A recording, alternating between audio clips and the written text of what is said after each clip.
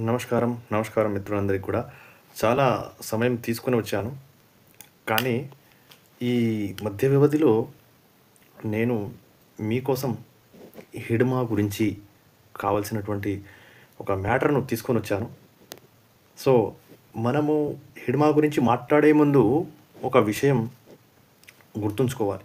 ఏంటిదంటే అందరూ గూడా మనకు ఇక్కడ సబ్స్క్రైబ్ చేయాలి.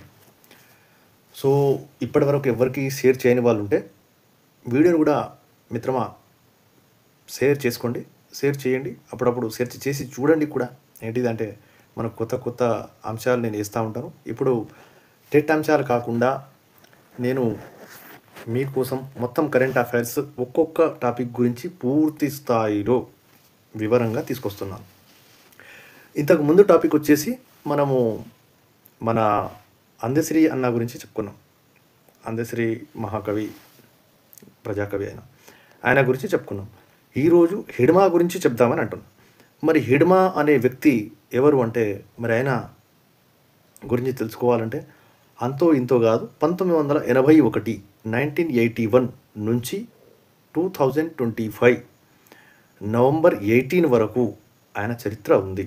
సో, తన 44 ఏళ్ల జీవితంలో ఆయన జీవితం ఎలా కొనసాగింది, హిడ్మా ఎవరు, పూర్తి పేరు ఏంటిది, ఎక్కడ జన్మించారు, మరియు ఆయన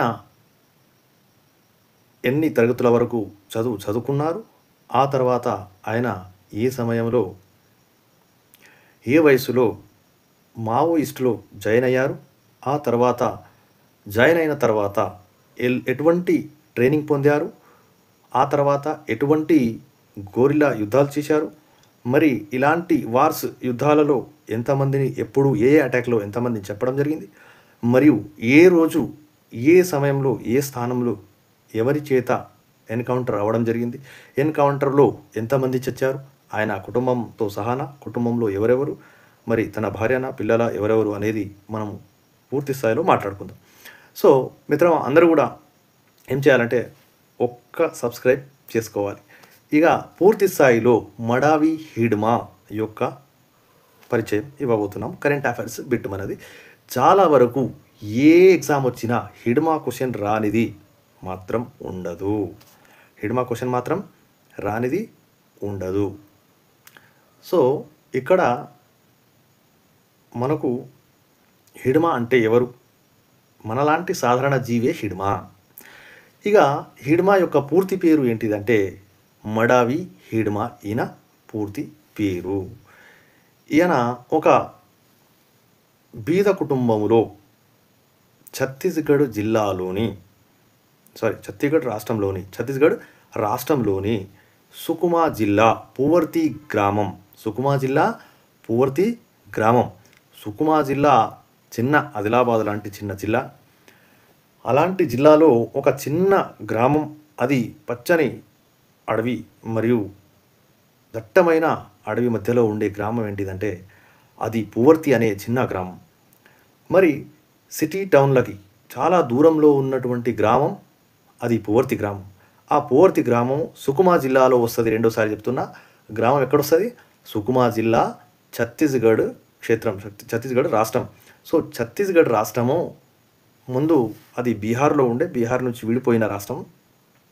సో ఇక్కడ ముఖ్యంగా మడావి అనేసరికే ఇక్కడ మనకు ఒక తెగ గుర్తుకు రావాలి. మనకు గుర్తుకొచ్చే తెగ ఏంటిది అంటే, మరి భీల్, సంతాల్, గోండ్ అనే తెగలలో ఈ పేర్లు ఉంటాయి. సో ఈ పేరు ముఖ్యంగా ఎవరికి ఉంటుంది అంటే గోండ్ మరియు కోలాంలో ఉంటుంది. సో మడావి హిడ్మా అంటే ఈయన గోండు షెడ్యూల్ తెగకు చెందిన వ్యక్తి. ఈయన గోండు ఆదివాసీ తెగకు చెందిన వ్యక్తి. గోండు ఆదివాసీ తెగలో తన ఇంటి పేరు మడావి. సో మనం ఇంటి పేరుతో పలుకుతాం కాబట్టి ఆయన పూర్తి పేరు మడావి హిడ్మా. సో మడావి హిడ్మా అనే వ్యక్తి 1981లో ఛత్తీస్గఢ్లోని సుకుమా జిల్లాలో పువర్తి గ్రామంలో పుట్టారు అనే పాయింట్ అయిపోయింది, క్లియర్. ఆయన పరిచయం మనకు తెలిసింది. ఇక హిడ్మా ఎంతవరకు చదువుకున్నారంటే ఆయన కేవలం మెట్రిక్ పాస్ అయ్యారు. మెట్రిక్ అంటే స్కూల్ సెకండరీ సర్టిఫికేట్ ఉంటుంది, సెకండరీ స్కూల్ సర్టిఫికేట్ అంటే ఎస్ఎస్సి 10th క్లాస్ మాత్రమే, 10వ తరగతి మాత్రమే పాస్ అయి ఉన్నారు, అంతే చదువుంది. చదువు ఆయనకు ఎక్కువ లేదు. సో అంతకంటే ముందు ఎక్కువ చదువులు ఉన్న వాళ్ళు, సంతోష్ లాంటి వాళ్ళు కూడా చాలా ఎక్కువ మంది మావోయిస్టులలో ఫేమస్ ఉన్నారు. కానీ చదువు తక్కువ, నాలెడ్జ్ ఎక్కువ ఉన్న మనిషిని కూడా మావోయిస్టు పార్టీ వాడుకున్నది. ఆ మావోయిస్టులు వాడుకున్నారు. ఇక్కడ ఎలా జరిగిందంటే 1991లో ఆయన తన 20 ఏళ్ల వయసులో ఏం చేశాడు అంటే మావో జాయిన్ చేసుకున్నాడు. అంటే మావోయిస్టుల్లో జాయిన్ అయ్యారు. జాయిన్ అయిన తర్వాత ఇక ఆయన జాయిన్ అయిన మొదటిలో ఆయన బాలల సంఘంలో జాయిన్ అయ్యాడు. బాల సంఘం అంటే ఇక్కడ చైల్డ్ గ్రూప్ ఉంటుంది. ఒక చైల్డ్ సంఘం, చిన్న అంటే యంగ్, మామూలుగా యువత, యంగ్ పిల్లలు వస్తే 17 ఏళ్ళ వాళ్ళు, 20 ఏళ్ళ వాళ్ళు, 21 ఏళ్ళ వాళ్ళు, 15 ఏళ్ళ నుంచి తీసుకొని 15-16 ఏళ్ళ నుంచి తీసుకొని వాళ్ళను ఒక 30 లోపు ఉన్న గ్రూపు, 26-30 లోపు ఉన్న గ్రూపుని చూస్తే మనము ఏమంటామంటే బాల సంఘం అంటారు వాటిలో. మరి ఆ బాల సంఘంలో జాయిన్ అయ్యాడు. బాల సంఘంలో అందరికంటే ఎక్కువ గొప్ప జ్ఞానం కలిగిన వ్యక్తి, బాగా ఫాస్ట్గా ట్రైనింగ్లో ఏది నేర్పినా నేర్చుకునే వ్యక్తి, చాలా అద్భుతంగా మరి ట్రైనింగ్లో తన జ్ఞానమును చూపెట్టిన వ్యక్తి, తన యొక్క తెలివితేటలను ట్రైనింగ్లో ఎక్కువగా చూపెట్టిన వ్యక్తి కాబట్టి ఆయనకు వాళ్ళు భవిష్యత్తులో ఏం చేశారంటే ఒక మావోయిస్టు కమాండర్గా చేసేశారు. సో ఎక్కువ నాలెడ్జ్ గుట్టల గురించి, అడవుల గురించి ఉండడం వల్ల, మరియు ఎటువంటి అడవులైనా అక్కడ ఏ దిశగా మరి యుద్ధం చేయాలి, ఏ దిశగా అటాక్ చేయాలి, ఏ విధంగా ఏది చేయాలి అనే బాగా అడవి గురించి తెలిసిన వ్యక్తి, మరియు ట్రైనింగ్లో కూడా ఏది నేర్పినా బాగా నేర్చుకున్నాడు. కాబట్టి వాళ్ళు ఏం చేశారంటే ఆయనను ముఖ్యంగా మన మావోయిస్టుల యొక్క తమ ఒక కమాండర్గా చేసేసారు. కమాండర్ అంటే ఒక సమూహానికి ఒక పెద్ద, అంటే నియమ నిర్దేశాలు చేసే వ్యక్తి. సో నియమాలు తెలపాలి, ఇలా పని చేయండి, నిర్దేశం కూడా ఇవ్వాలి, డైరెక్షన్ ఇవ్వాలి. ఏ రూట్లో వెళ్తే ఏ వర్రె దాటుతాం, ఏ నదులు దాటుతాం, అప్పుడు దాటంగానే ఎటువైపుగా మలిస్తే త్వరగా ఊర్లు వస్తాయి, అక్కడ ఏ ప్లానింగ్స్ ఎలా చేయాలి అనే తమ రూట్లు ఉంటాయి. ఆ రూట్ల విధంగా వాళ్ళు పనిచేస్తారు అనుకోండి. సో ఈ విధంగా హిడ్మాను బాగా తెలివిపరుడు కాబట్టి ఆయన నాలెడ్జ్కి అనుగుణంగా ఆయనకు ఒక పదవి ఇచ్చారు వాళ్ళు. అదేంటిదంటే కమాండర్ పోస్టు. అందులో మావోయిస్టులో కమాండర్ ఉన్నాడు ఆయన. సో ఆయన చేసిన ఇంకా యుద్ధాలు ఏమేమిటి అనేవి మనం తెలుసుకుందాం. సో యుద్ధాల కాడికొస్తే మనకు ఒక 4-5 కనిపిస్తున్నాయి. ఏమేంటి అంటే ఇక్కడ ఫస్ట్ అయితే ఆయన ఎక్కడ ట్రైనింగ్ పొందాడు అనేది నేను చెప్పలేదు కదా. ఓకే, సో ట్రైనింగ్ ఆయన ఎక్కడ పొందాడు అంటే ఆయన ఫిలిప్పీన్స్ దీవులు అయితే ఉన్నాయా అక్కడికి తీసుకుపోయి ఆయనకు 2009-10లో బాగా ట్రైనింగ్ ఇవ్వడం జరిగింది. ఆ తర్వాత ఇక్కడికి వచ్చిన తర్వాత ఆయన కమాండర్ అయిపోయాడు. సో ఆ కమాండర్ పొజిషన్లో ఉన్న తర్వాత మొట్టమొదటిసారిగా ఆయన 2010లో ట్రైనింగ్ కాగానే ఇక్కడ డ్యూటీకి ఎక్కేశాడు అన్నమాట. సో 2010 ఏంటిది 2010లో తను ఒక అటాక్ చేస్తాడు, తన టీంతో ఒక అటాక్ చేస్తాడు. ఆ అటాక్లో 2010లో ఎక్కడ చేస్తాడు అంటే దంతేవాడ, ఛత్తీస్గఢ్లోని ఒక దంతేవాడ అనే క్షేత్రంలో ఒక మంచి డిస్టిక్ పక్కన మంచి అడవి ఉంటుంది. ఆ అడవిలో ఒక అటాక్ చేస్తాడు. ఆ అటాక్లో ఏమవుతుందంటే దంతేవాడ అటాక్లో 76 మంది ఈ సిఆర్పిఎఫ్ జవాన్లను వీళ్ళ టీం అనేది చంపేయడం జరుగుతుంది. ఎంతమందిపై అటాక్ చేయడం వల్ల వాళ్ళు వెనకో ముందు హాస్పిటల్లో చేరు కానీ 76 మంది చనిపోవడం జరిగింది. దంతేవాడ అటాక్ 2010 అడగొచ్చు, గుర్తుంచుకోవాలి. 2013లో ఆయన చేసిన దర్బా వ్యాలీలో ఆయన అటాక్ చేశాడు. దర్బా వ్యాలీ అంటే దర్బా అనే క్షేత్రం, దాని పక్కన ఒక పెద్ద లోయ ఉంటుంది. ఆ వ్యాలీ, ఆ లోయలో ఒక అటాక్ జరుగుతుంది. చాలా కఠినంగా ఉంటాయి అడవి లోయలు. వాటిలో వాళ్ళు యుద్ధం చేశారు.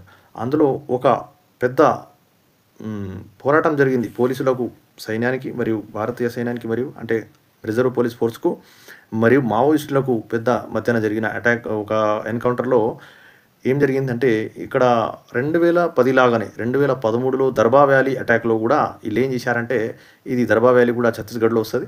ఇక్కడ గూడా అలాగే ఒక వైస్ ఛాన్సలర్‌తో సహా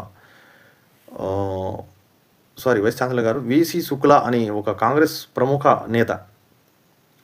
వీసీ అనగానే నాకు వైస్ ఛాన్సలర్ అనుకున్నా, అట్లా కాదు. వీసీ శుక్లా అనే వ్యక్తి ఇది.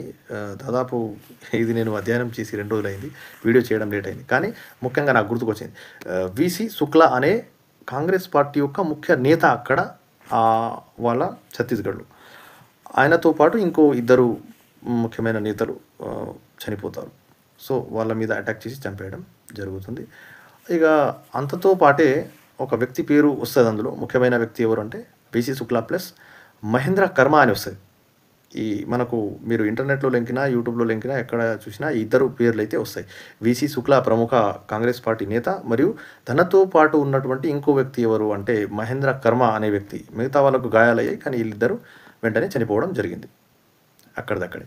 సో తర్వాత 2013 అటాక్ తర్వాత ఏమైంది? 2010 అయింది, 2013 అయింది, ఇప్పుడు 2017 అటాక్ ఉంది. ఇంకా 2017లో సుకుమా జిల్లా దగ్గరనే మళ్ళీ పక్కనే ఉన్న అడవిలో అక్కడే బాగా వాళ్ళు తిరుగుబాటు చేశారు, గెరిల్లా యుద్ధాలు చేశారు. ఆ విధంగా మరి సుకుమా జిల్లాలోనే అక్కడ చేసిన 2 అటాక్లు, అవి ట్విన్ అటాక్లు 2 చేస్తారు. ఒకరోజు ఇటు, ఇంకో రోజు అటు, 24 గంటల్లో 2 అటాక్ చేస్తారు. 2 అటాక్లలో వాళ్ళు 37 మంది పారామిలిటరీలను చంపడం జరిగింది. సో ఇలా 2017లో ఎంతమంది? 37 మంది పారామిలిటరీ క్యాండిడేట్స్ అంటే సిఆర్పిఎఫ్ జవాన్లు వాళ్ళను చంపేయడం జరిగింది. ఎవరు? ఈ మడావి హిడ్మా టీం కిరాతకంగా చంపేయడం జరిగింది. మరి ఎన్కౌంటర్ చేసి కాల్ చేసి చంపేయడం జరిగింది. ఇలా అనుకోవాలి. ఇంకా చూసినట్టయితే 2021 ఏంటిది? 2021 చూడండి. మొదటగా ఏం చెప్పినా నేను? 2010 అటాక్ దంతేవాడ అటాకు, 2013లో చేసిన అటాకు దర్బా వ్యాలీ అటాకు, 2017లో చేసిన అటాకు ఏంటిదంటే 2017లో చేసిన అటాకు సుకుమా జిల్లాలోని forest attack, Sukma district forest attack. ఆ తర్వాత 2021లో జరిగిన ఇంకో అటాక్ ఉంది, 4వ అటాక్. అదేంటిది అంటే 2021లో 2021 అందులో కూడా సుకుమా జిల్లా పక్కన ఉన్న బీజాపూర్ అనే చిన్న గ్రామం, అక్కడ వాళ్ళు తింటూ ఉండంగా, భోజనం చేస్తూ ఉండంగా పారామిలిటరీ వాళ్ళు వాళ్ళపైన ఎన్కౌంటర్ స్టార్ట్ చేస్తారు. తుపాకులు కాల్చడం స్టార్ట్ చేస్తే ఇక వాళ్ళు ఏం చేస్తారు అంటే 2021 సుకుమా జిల్లాలోని బీజాపూర్ గ్రామంలో జరుగుతుంది. ఏం చేస్తారు? 22 మంది పోలీస్ సెక్యూరిటీలను చంపేస్తారు ఈ ఎన్కౌంటర్లో కాల్ చేసి. కొంతమంది మావోలు కూడా చనిపోతారు. కానీ ముఖ్యంగా తక్కువ మంది మావోలు లాస్ కావడం, మరియు ఎక్కువ మంది పోలీసులను ఎక్కువ సార్లు చంపడం, ఇది హిడ్మా రికార్డు. సో అందుకనే ఎన్ఐఏ, నేషనల్ ఆర్మీ కూడా ఆయనకు బాగా టార్గెట్ చేసింది. ఆయన పేరు మీద 1 crore ఎంతో ఒక ఇది కూడా పెట్టింది. అంటే ఆయనను పట్టిస్తే 1 crore ఇస్తామని గవర్నమెంట్ ప్రకటన ఏదో ఉండేది. సో ఇక్కడ చాలామందికి మనకు తెలియదు. ఎందుకంటే ఎక్కువ మంది పోలీస్ సెక్యూరిటీలను చంపే వ్యక్తిని మరి గవర్నమెంట్ కూడా టార్గెట్ చేసుకుంటుంది.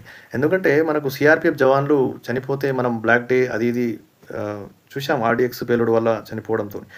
సో ఇంత దేశం చేస్తుంది సైన్యం కోసం. సో ఇక్కడ కూడా ఈయన ఒక అటాక్లో 22 మంది, ఇంకో అటాక్లో 37 మంది, ఇంకో అటాక్లో 76 మంది, ఇంతమందిని ఈయన తన టీంను తీసుకొని చంపడం వల్లే హిడ్మా ఇంత ఫేమస్ అయ్యాడు. ఇంత తనను గవర్నమెంట్ టార్గెట్ చేయడం జరిగింది, పోలీస్ ఫోర్సులు బాగా టార్గెట్ చేయడం జరిగింది. ఎందుకంటే ఎక్కువ మందిని చంపడం, దాంతోపాటు తమ సైన్యం తక్కువ మంది చనిపోవడం, ఇలా చాలా గ్రేట్గా యుద్ధం చేయడం ఆయన టాలెంట్. సో అది కాస్త ఇలా జరగడం వల్ల ఆయన మీద ఎక్కువ టార్గెట్ పడింది గవర్నమెంట్ది. సో ఆ తర్వాత 2021 సుకుమా బీజాపూర్లో 22 మంది డెత్ అన్నాం. సో 22 మంది చనిపోవడం జరిగింది. ఈ మావోయిస్టుల అటాక్ వల్ల 22 మంది పోలీస్ సెక్యూరిటీలు చనిపోవడం జరుగుతుంది. ఇప్పుడు చివరిసారిగా ఇప్పుడు ఎన్నైనాయి? 2010 అటాక్ ఒకటైంది, 2013 అటాక్ ఒకటైంది, 2017 అటాక్ అయింది, మూడైనా నాలుగోది 2021 అటాక్ అయింది. తన జీవితంలో ఆయన చేసిన ఒక మావో కమాండర్గా ఉంటూ ఒక టీంని నడుపుతూ వివిధ రకాలుగా శిక్షణ వాళ్ళకిస్తూ తాను కూడా వివిధ రకాలుగా ఆలోచిస్తూ శిక్షణ పొందుతూ చేసిన ఈ పనిలో భాగంగా ఆయన చివరి అటాకు ఎప్పుడు చేయడం జరిగిందంటే, ఆయన చివరి యుద్ధము గెరిల్లా యుద్ధం ఎప్పుడు చేయడం జరిగిందంటే 18 నవంబర్ 2025 నాడు. ఇక్కడ ఒక విషయం గమనించాలి. ఇక్కడ చేసిన అటాక్ ఈయనది కాదు. ఇప్పుడు ఇన్ని రోజులుగా పోలీసులు కూడా ఆయన మీద పెద్ద టార్గెట్ పెట్టి ఉన్నారు కదా. సో ఈ అటాక్ చాలా అద్భుతంగా జరుగుతుంది.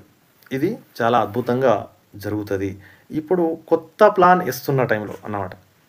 అంటే వాళ్ళను పరిశీలించిన విధంగా మనకేం తెలివి వస్తుందంటే, ఇప్పుడు పోలీసులు పరిశీలనలో ఉన్నప్పుడు వాళ్ళకు తెలిసే విషయాలు ఎలా ఉంటాయంటే, మరి మునుపటి మావోయిస్టు ప్లానింగ్లో ఉన్నాడా లేకపోతే ఆల్రెడీ అటాక్ చేస్తున్నాడా అనేటివి వాళ్ళు గమనిస్తారు.